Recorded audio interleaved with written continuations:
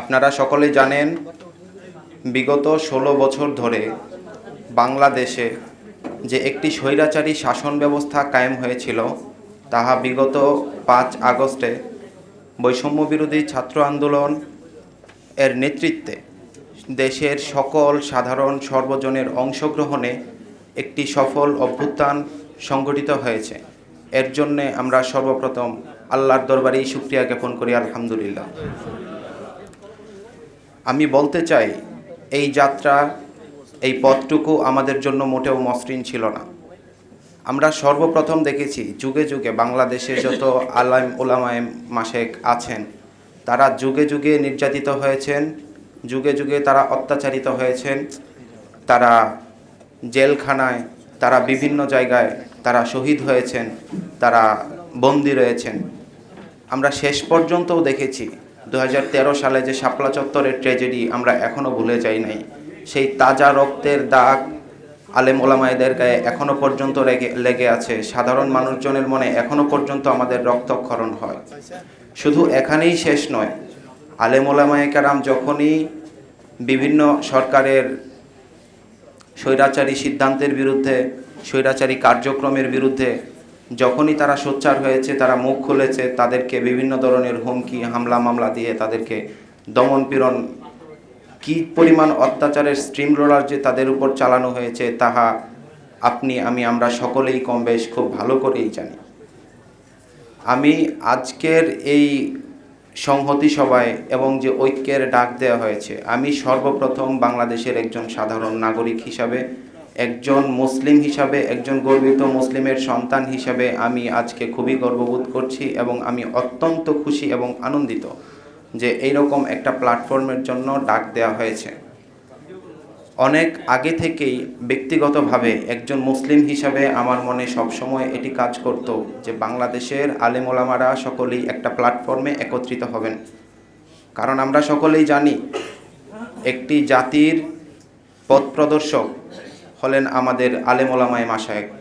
একটি জাতি যখন ক্রান্তিকালে পৌঁছে যায়, তাদেরকে হেদায়েত দেওয়ার জন্য আলেম ওলামাদের দায়িত্ব এবং গুরুত্ব সবচেয়ে বেশি। একটি দেশ যখন পাপাচারে নিমজ্জিত হয়ে যায়, তখন আল্লাহর গজব নেমে আসাটা অবধারিত। সেই ক্ষেত্রে সবচাইতে গুরুত্বপূর্ণ ভূমিকাই পালন করেন আমাদের দেশের আলেম সমাজ। এবং যেহেতু আমরা বাংলাদেশে দেখতে পেয়েছি বিগত দিনগুলোতে আলেম ওলামাদের মধ্যে একটা ঐক্যহীনতা দেখা দিয়েছে, এই ব্যাপারগুলোতে একজন সাধারণ জনগণ হিসাবে, একজন সাধারণ মুসলিম হিসাবে এগুলো আমাদের হৃদয়ে রক্তক্ষরণ ঘটিয়েছে। যে আমরা দেখতে পেয়েছি একজন আলেম কোনো একটা বিষয়ে এই বিষয়ে মতামত দিচ্ছেন, অন্য আলেম এটার বিরোধিতা করছেন।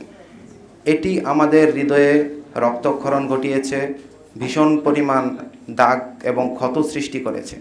আজকে আমি অত্যন্ত আনন্দিত যে দেশের সকল ঘরানার আলেমগণ সকলেই একত্রিত ঐক্যবদ্ধ হওয়ার জন্য একটি প্ল্যাটফর্ম গঠন করতে যাচ্ছেন এবং তারা এরকম একটি আলোচনা সভার আহ্বান করেছেন।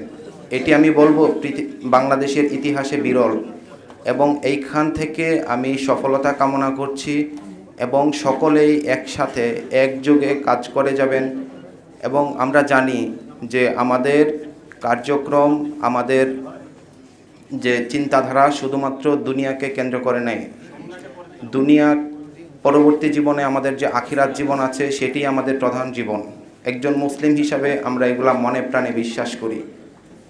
যেহেতু আমাদের আখিরাতের কথা চিন্তা করতে হবে, একদিন আমাদের মারা যেতে হবে, মহান আল্লাহ পাক রাব্বুল আলামিনের কাছে ফেরত যেতে হবে, সেহেতু আমরা সকলে মিলে একত্রিত থাকতে হবে এবং সহি ইসলামী আকীদার পথে থাকতে হবে, যাতে আমরা সকলে মিলে জান্নাত লাভ করতে পারি। এখন সেই ক্ষেত্রে আমি বলতে চাই যে দেশে আলেম ওলামাদের মধ্যে যেন আর কখনো অনৈক্য বা মতৈক্যের পার্থক্য দেখা না যায়, আমি সেই আশাবাদ ব্যক্ত করব। এবং আমি আমার ওস্তাদ তুল্য, আমার শিক্ষক তুল্য যারা আলেম ওলামায়ে মাশায়েখ আছেন, সকলের প্রতি আমি আহ্বান করব যে আপনারা দেশের সাধারণ জনগণ যারা আছে, যারা কিনা ইসলামের আলো পথ থেকে দূরে আছেন, যারা গুমরা পথের দিকে চলে যাচ্ছেন, তাদের প্রতি আপনাদের যেন মেহনত অব্যাহত থাকে, তারা যেন ইসলামী চিন্তাধারায় ঢুকতে পারেন, অতি সহজে যেন তাদেরকে ইসলামী পথে ফিরিয়ে আনা যায়। তাতে আমি বিশ্বাস করি দেশে দুর্নীতি, অন্যায়, অবিচার, মদ, খুন, ধর্ষণ, রাহাজানি কোনো কিছুই আর থাকবে না।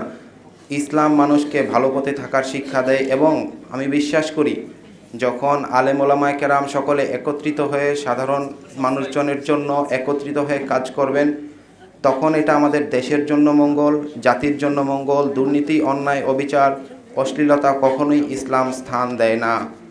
যখন দেশের সকল মানুষজন আলেম ওলামাদের ডাকে একত্রিত হবেন, সকলেই যখন ইসলামী চিন্তায় একত্রিত হবেন এবং সকলেই যখন ইসলাম ধর্মের প্রতি একাত্মতা পোষণ করবেন, তখন আসলে ইসলামী শাসনতন্ত্র কিংবা ইসলামী শাসন ব্যবস্থা কায়েম করার জন্য কোনো আন্দোলন করার প্রয়োজন নেই, তখন অটোমেটিক্যালি কায়েম হবে। আমি আহ্বান করব যে সকলেই যেন আমাদের সাধারণ জনগণ যারা আছেন তারা কিভাবে ইসলাম এবং সঠিক ধর্মের পথে থাকতে পারেন সেই ব্যাপারে সকলেই কাজ করে যাবেন এবং সকলেই আমাদেরকে গুমরা পথ থেকে রক্ষা করবেন এবং আলেম ওলামাদের ঐক্য বজায় রাখবেন, এই আশাবাদ ব্যক্ত করছি। এবং এই আশাবাদ ব্যক্ত রেখেই আমি আমার আজকের মতো সংক্ষিপ্ত বক্তব্য শেষ করছি। ও আখিরে দাওয়ানা, আসসালামু আলাইকুম ওয়া রাহমাতুল্লাহি ওয়া বারাকাতুহু।